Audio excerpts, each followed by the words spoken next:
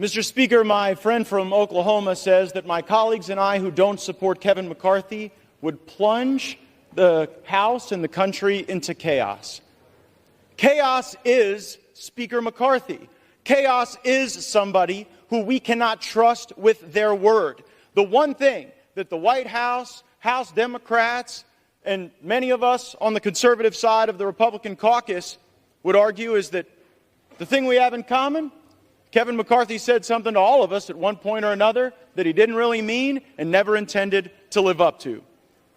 I don't think voting against Kevin McCarthy is chaos. I think $33 trillion in debt is chaos. I think that facing a $2.2 trillion annual deficit is chaos. I think that not passing single subject spending bills is chaos. I think the fact that we have been governed in this country since the mid-90s by continuing resolution and omnibus is chaos. And the way to liberate ourselves from that is a series of reforms to this body that I would hope would outlast Speaker McCarthy's time here, would outlast my time here, and would outlast either of our majorities. Reforms that I have heard some of the most conservative members of this body fight for, and some of the reforms that we've been battling for that I've even heard those in the Democrat caucus say would be worthy and helpful to the House, like open amendments, like understanding what the budget is. We have been out of compliance with budget laws for most of my life, most of many of your lives.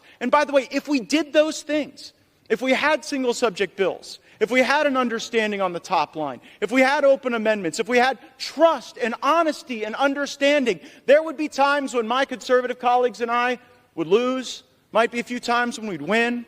There'd be times that we would form partnerships that might otherwise not be really predictable in the American body politic, but the American people would see us legislating.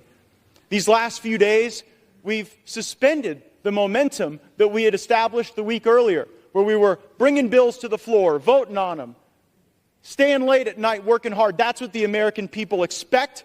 It's something Speaker McCarthy hasn't delivered, and that's why I've moved to vacate the chair. I reserve.